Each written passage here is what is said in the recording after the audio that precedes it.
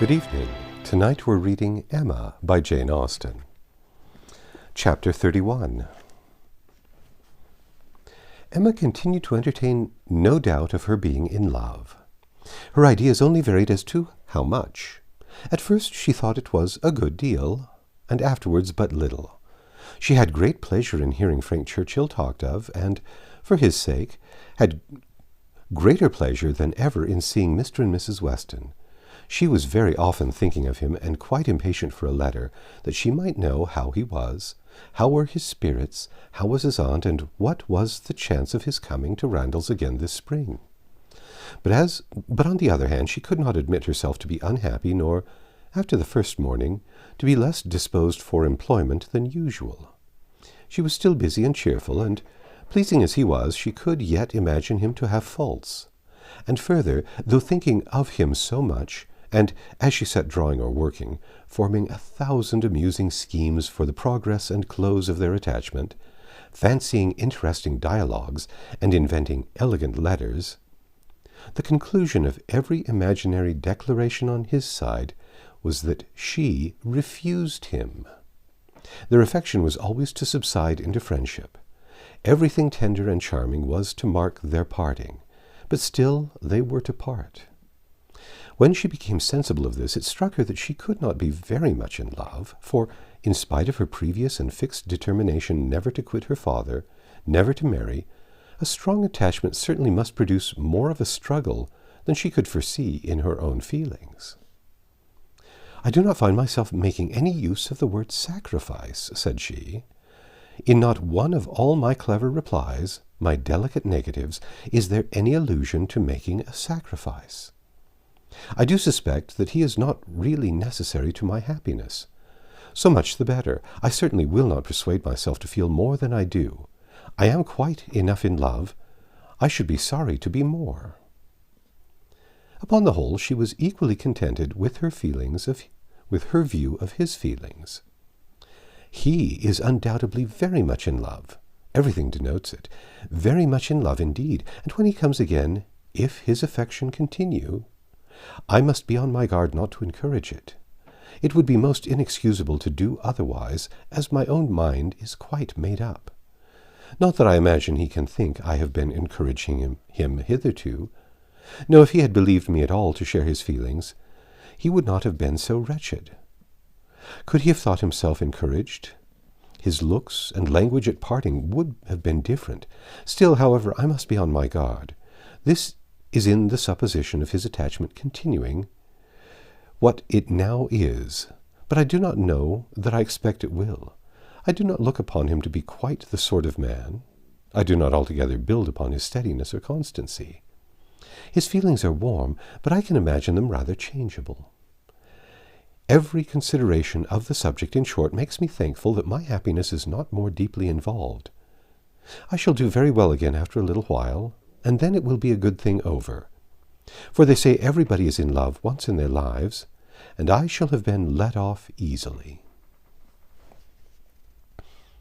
When his letter to Mrs. Weston arrived, Emma had the perusal of it, and she read it with a degree of pleasure and admiration which made her at first shake her head over her own sensations, and think she had undervalued their strength.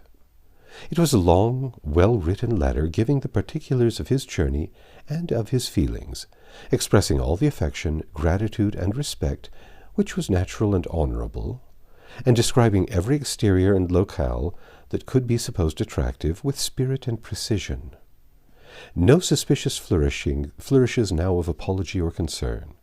It was the language of real feeling toward Mrs. Weston, and the transition from Highbury to Enscombe. The contrast between the places in some of the first blessings of social life was just enough touched on to show how keenly it was felt, and how much more might have been said but for the restraints of propriety.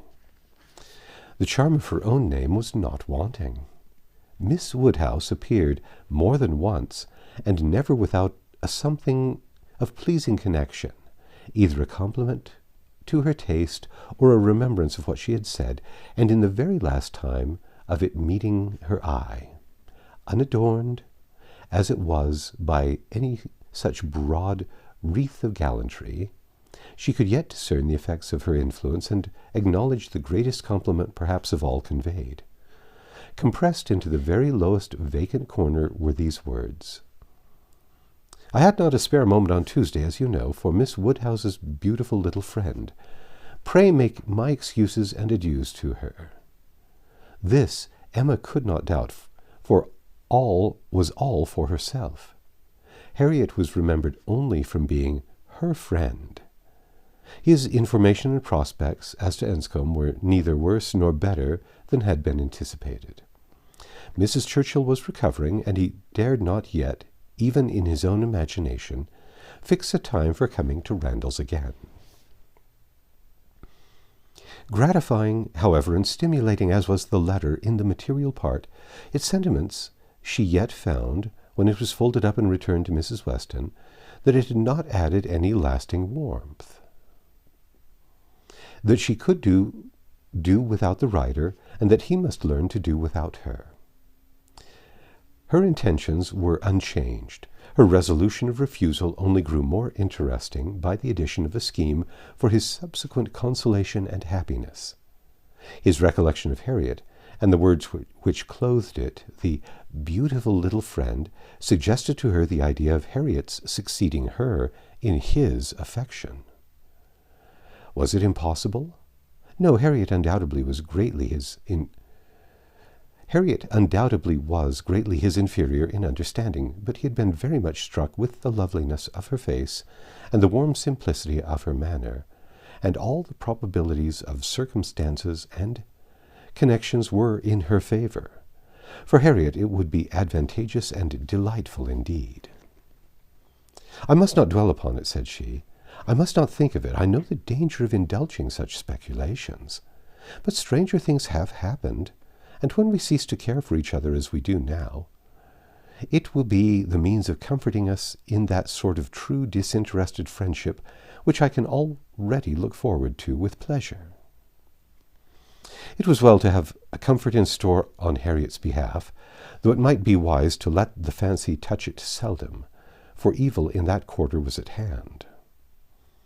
As Frank Churchill's arrival had succeeded Mr. Elton's engagement in the conversation of Highbury, as the latest interest had entirely borne down the first, so now, upon Frank Churchill's disappearance, Mr. Elton's concerns were assuming the most irresistible form. His wedding day was named. He would soon be among them again, Mr. Elton and his bride. There was hardly time to talk over the first letter from Enscombe before Mr. Elton and his bride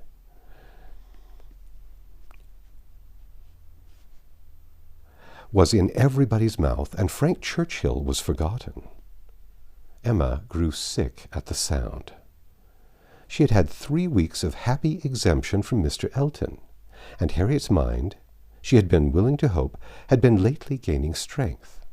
With Mr. Weston's ball in view, at least, there had been a great deal of insensibility to other things, but it was now too evident that she had not attained such a state of composure as could stand against the actual approach, new carriage, bell-ringing, and all.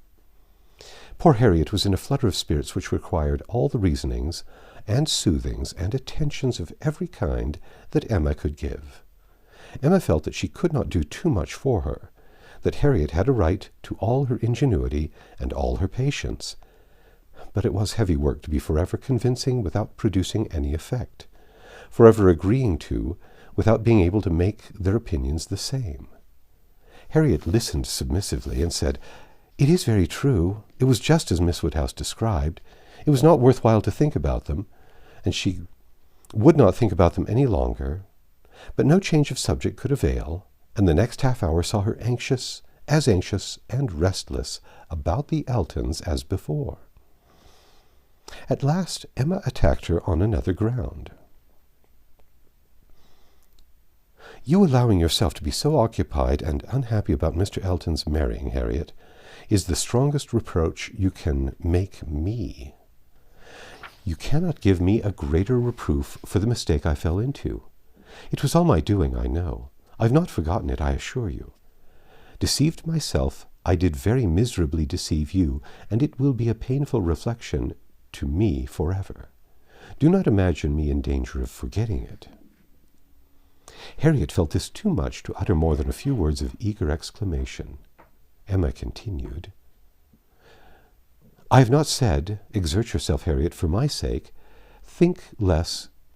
Talk less of Mr. Elton for my sake, because for your own sake, rather, I would wish it to be done, for the sake of what is more important than my comfort, a habit of self-command in you, a consideration of what is your duty, an attention to propriety, an endeavor to avoid the suspicions of others, to save your health and credit and restore your tranquillity. These are the motives which I have been pressing on you. They are very important, and sorry I am that you cannot feel them sufficiently to act upon them. My being saved from pain is a very secondary consideration. I want you to save yourself from greater pain. Perhaps I may sometimes have felt that Harriet would not forget what was due, or rather, what would be kind to me." This appeal to her affection did more than all the rest. The idea of wanting gratitude and consideration for Miss Woodhouse, whom she really loved extremely, made her wretched for a while, and when the violence of grief was comforted away, still remained powerful enough to prompt what was right and support her in it very tolerably. "You, who have been the best friend I ever had in my life, want gratitude to you? Nobody is equal to you. I care for nobody as I do for you. Oh, Miss Woodhouse, how ungrateful I have been."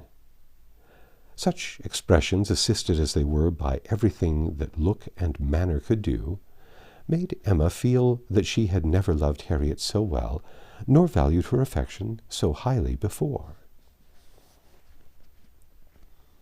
"There is no charm equal to tenderness of heart," said she afterward to herself. "There is nothing to be compared to it. Warmth and tenderness of heart, with an affectionate, open manner, will beat all the clearness of head in the world. For attraction, I am sure it will. It is tenderness of heart which makes my dear father so generally beloved, which gives Isabella all her popularity. I have it not. But I know how to prize it and respect it. Harriet is my superior in all the charm and all the felicity it gives me. Dear Harriet, I would not change you for the clearest-headed, longest-sighted, best-judging female breathing. Oh, the coldness of a Jane Fairfax! Harriet is worth 100 such, and for a wife, a sensible man's wife, it is invaluable. I mention no names, but happy the young man who changes Emma for Harriet." That's the end of chapter 31. Come back tomorrow and we'll read chapter 32.